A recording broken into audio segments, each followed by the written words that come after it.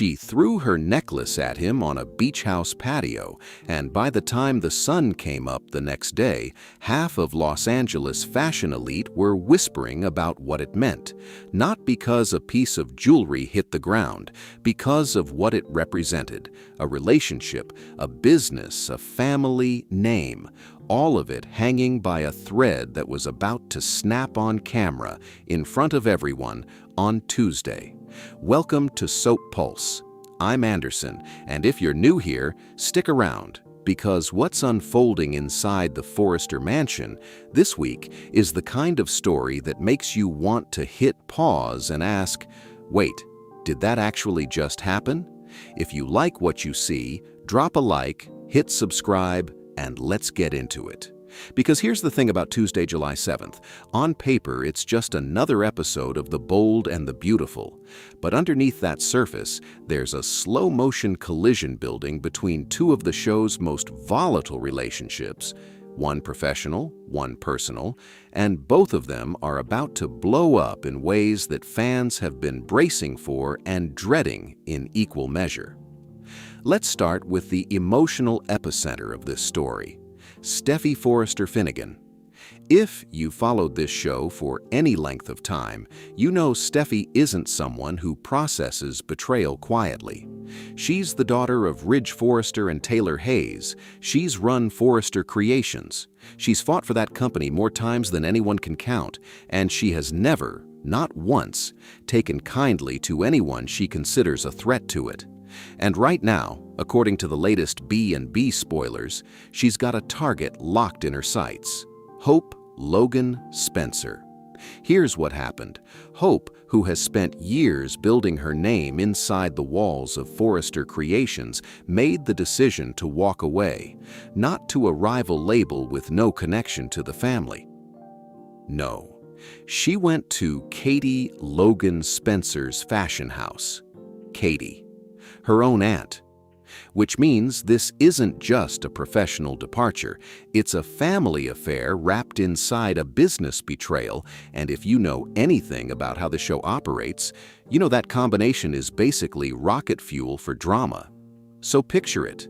Hope's new line has now officially debuted under the Logan banner. It's real. It's public. It's happening. And the fallout inside Forrester Creations is not something anyone there is prepared to just shrug off.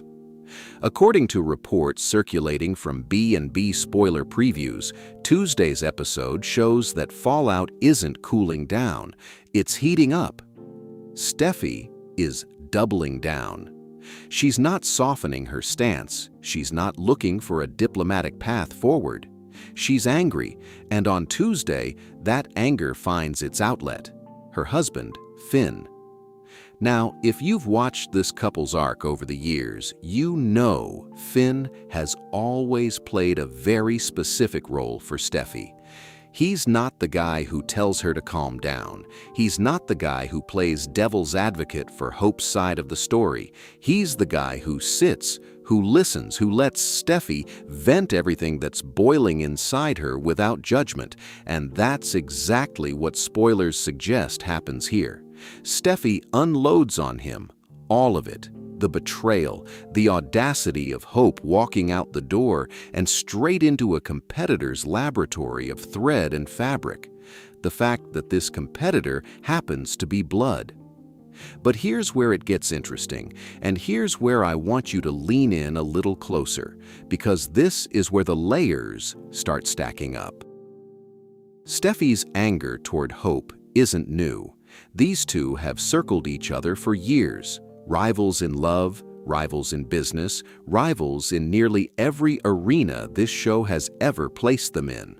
So when spoilers say Steffy's fury gets even worse on Tuesday, the question worth asking isn't just what set her off this time. It's what she's going to do about it, because Steffy Forrester doesn't usually stop at venting.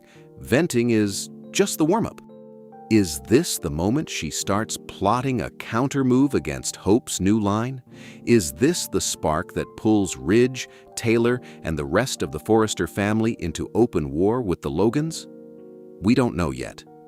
But the writers have positioned this scene very deliberately, right at the emotional boiling point, right before Tuesday's episode, which tells you they want you sitting on the edge of your seat, wondering what Steffy does next.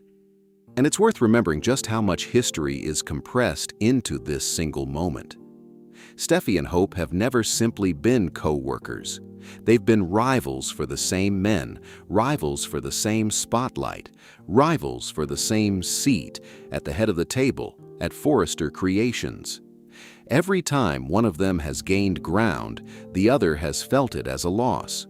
So when Hope walks out the door and lands, of all places, inside a Logan Run operation, that's not just a career move in Steffy's eyes, it's a declaration. It says, in effect, that Hope no longer needs the Forrester name to succeed, and that's a threat to everything Steffy has spent her adult life building and defending.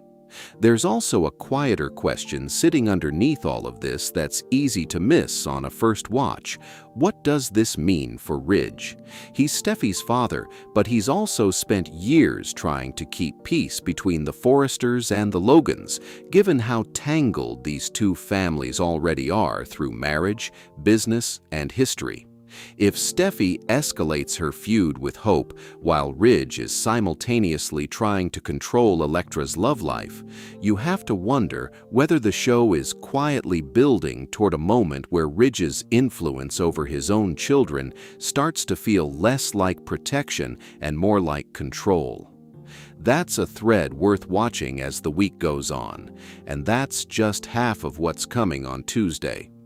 Because while Steffy is unloading on Finn in one corner of this story, RJ Forrester is dealing with a crisis of his own, and this one might carry even heavier consequences. Let's back up for a second because you need the full picture to understand why Tuesday's confrontation matters so much.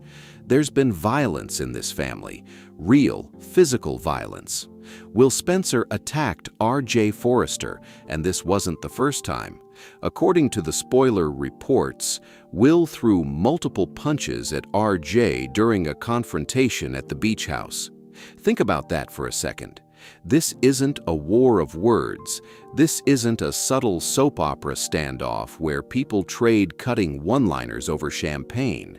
This is a man throwing punches at another man in his own family's orbit, and the fallout from that kind of moment doesn't just disappear when the scene cuts.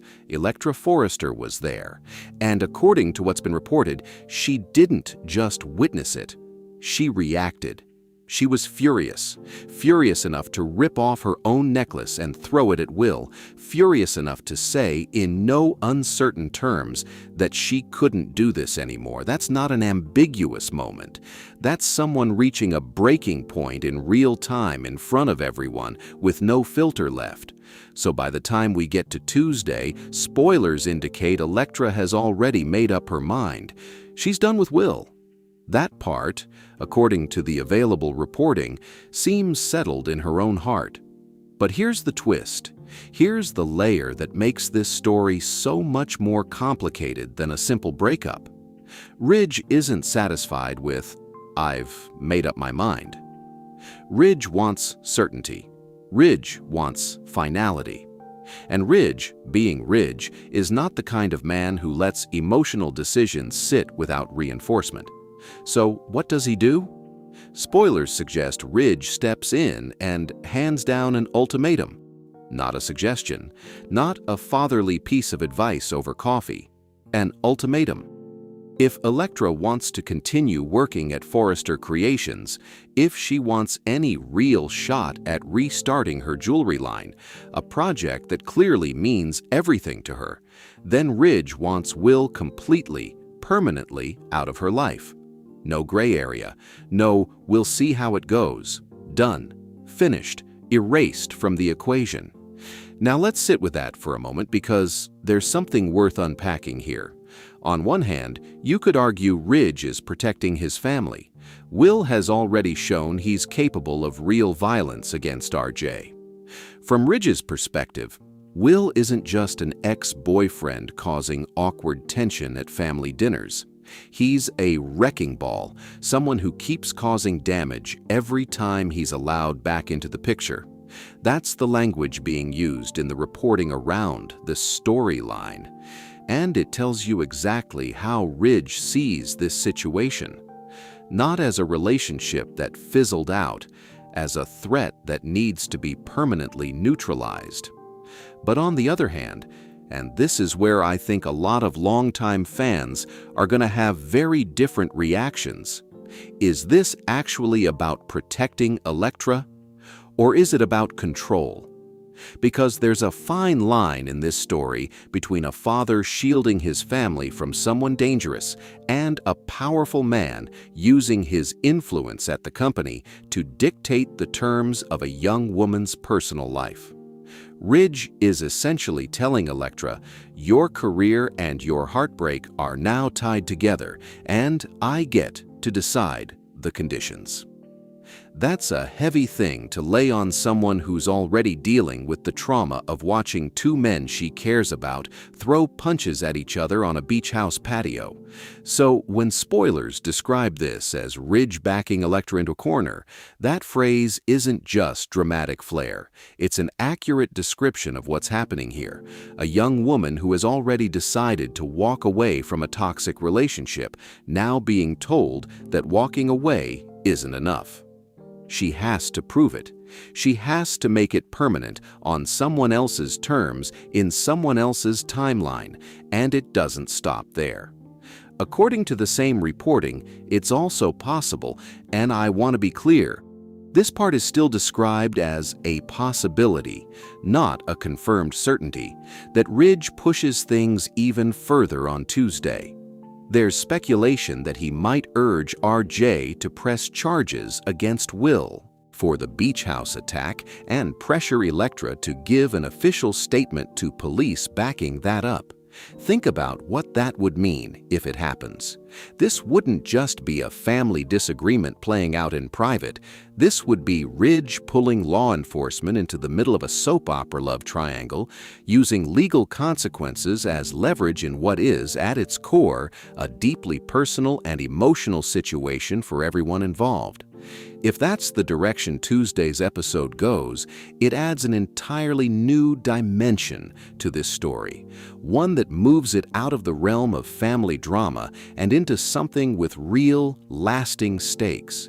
Criminal charges don't just disappear once the emotions cool down. They follow people. They show up in headlines. They change lives. So now you've got Electra standing at this crossroads.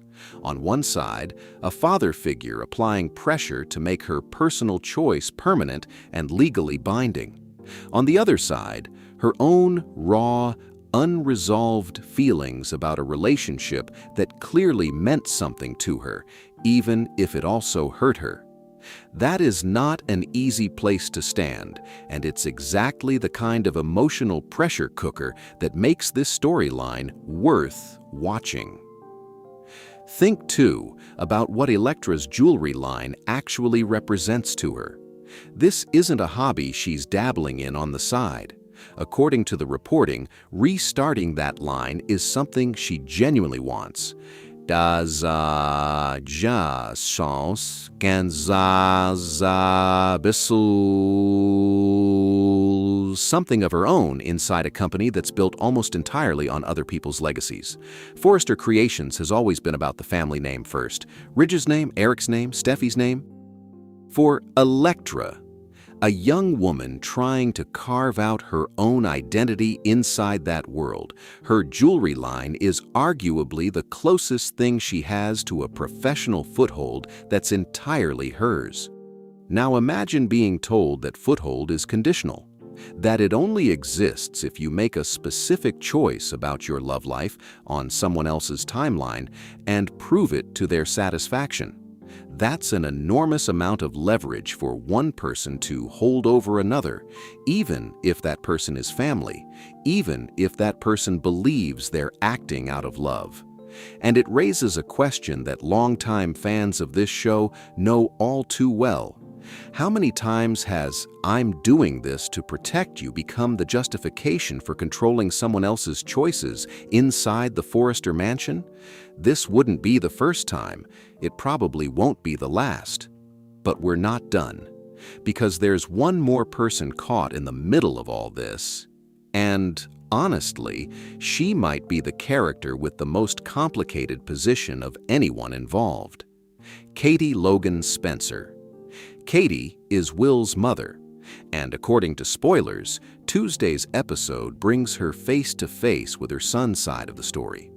Up until now, so much of this narrative has been framed around what Will did: the punches, the confrontation, the aggression.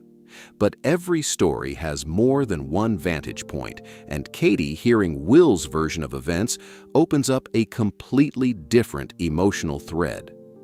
Because here's what's being suggested by the reporting.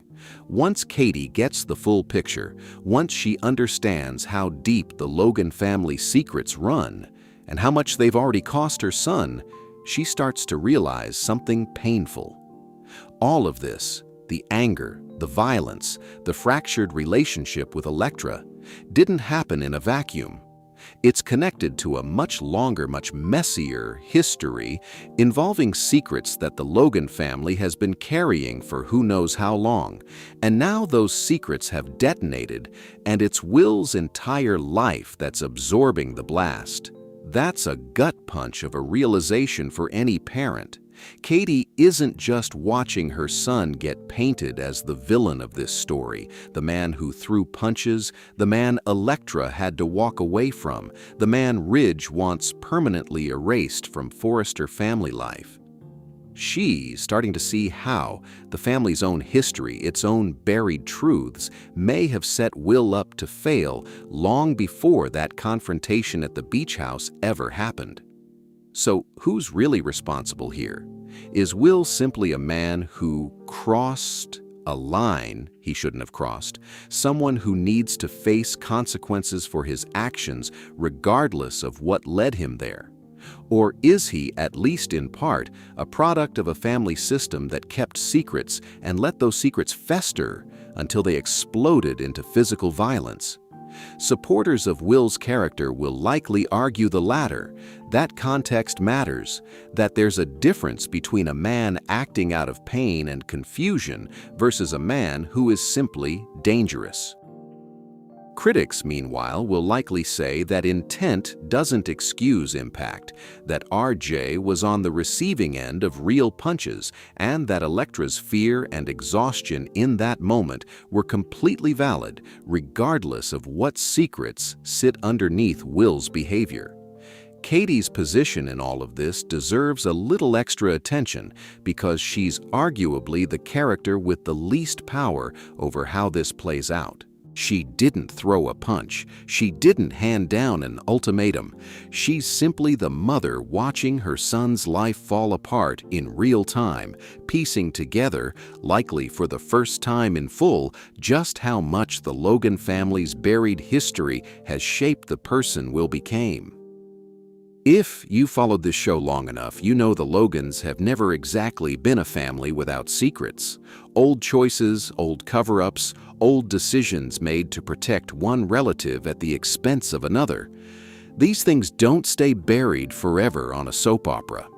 They resurface, usually at the worst possible moment, and usually with the most collateral damage. So when spoilers suggest Katie starts to connect those dots on Tuesday, it's not hard to imagine the wave of guilt that might come with it. Every parent wants to believe they raised their child in a stable, honest environment. Discovering that generations of hidden truths inside your own family may have quietly shaped your son into someone capable of hitting another person in anger, that's not a realization anyone processes easily, and it raises the uncomfortable possibility that Katie may end up torn between defending her son and reckoning with her own family's role in creating the conditions that led him here. Both perspectives are going to be represented among fans this week, and honestly, that tension is exactly what makes this storyline so compelling. Bold and The Beautiful has never been a show that deals in simple villains and simple heroes. It deals in people shaped by history, by family loyalty, by secrets, and by consequences that ripple out far beyond the moment they're created. So let's pull all of this together, because by now you can probably see how these two storylines, Steffy's fury toward Hope and Ridge's ultimatum to Electra, are not actually separate at all. They're both about the same underlying theme: control, loyalty, the lengths people will go to protect what they consider theirs, whether that's a business, a bloodline, or a family member they believe needs saving from themselves. Steffy is fighting to protect Forrester Creations from what she sees as Hope's betrayal. Ridge is fighting to protect Electra, and by extension the Forrester name, from what he sees as Will's destructive influence. Both of them are operating from a place of genuine conviction. Both of them believe wholeheartedly that they're doing the right thing. And both of them are willing to apply serious pressure to get the outcome they want. That's what makes Tuesday's episode worth paying attention to. It's not just about who yells at who or who throws what across a room. It's about watching two powerful figures in this family, Steffy and Ridge, draw hard lines in the sand, and watching the people around them, Finn, Electra, Katie, forced to respond to those lines in real time, with real consequences hanging over every choice they make. There are still so many questions left unanswered heading into this episode. Will Steffy's anger toward Hope translate into a direct move against her new line at Katie's company, or will it stay simmering under the surface for now? Will Electra actually comply with Ridge's ultimatum? Or will she push back against being told how to handle her own heartbreak? And if Ridge really does push for criminal charges against Will, how does that change the entire trajectory of this story? Not just for Will, but for Katie, for RJ, and for the fragile peace that's already hanging by a thread inside this family? According to publicly available spoiler information, more bad news is brewing for Will specifically, which suggests this isn't a storyline that resolves quietly on Tuesday. If anything, Tuesday looks like the moment where all of these threads, the betrayal at Forrester Creations, the violence at the beach house, the ultimatum from Ridge, and the secrets Katie is only now uncovering, start pulling tighter, setting up something even bigger down the line. And that's really what keeps pulling viewers back into this world, episode after episode, year after year. It's not just about jewelry lines or fashion houses or who's dating who. It's about watching people who genuinely love each other cause genuine harm to one another, all in the name of protecting the things and the people they can't imagine losing. Steffy protecting her legacy, Ridge protecting his daughter, Katie protecting her son, Electra trying to protect whatever's left of her own sense of self in the middle of all of it. Nobody in this story is purely right, and nobody is purely wrong. That's what makes it worth watching. And if Tuesday's episode delivers even half of what these spoilers are promising, this is going to be one of those weeks fans are still talking about long after the credits roll.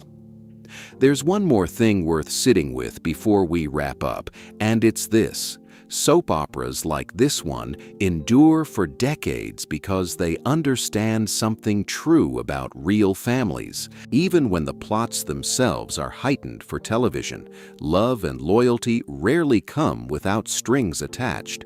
Protection and control often wear the same face, and the people who claim to want the best for us are sometimes the very people making it hardest for us to choose our own path. Steffy isn't wrong to feel betrayed. Ridge isn't wrong to worry about Electra's safety. Katie isn't wrong to want to understand her son. But being right about your own feelings doesn't automatically make your response to them fair to everyone else standing in the room. That tension is why storylines like this one keep pulling in new viewers even after 50+ years on air. It's not really about fashion lines or beach house confrontations at all, not at the core of it. It's about watching people who love each other fail to communicate cleanly, fail to give each other room to make their own mistakes, and fail again and again to separate protecting someone from controlling them. Tuesday's episode is just the latest chapter in a story this show has been quietly telling since the beginning. That's where we'll leave it for now. If this kind of deep dive breakdown is what you come here for, make sure you're subscribed because there's a lot more unfolding in this story than what fits into one episode. I'm Anderson, this has been Soap Pulse, and I'll see you in the next one.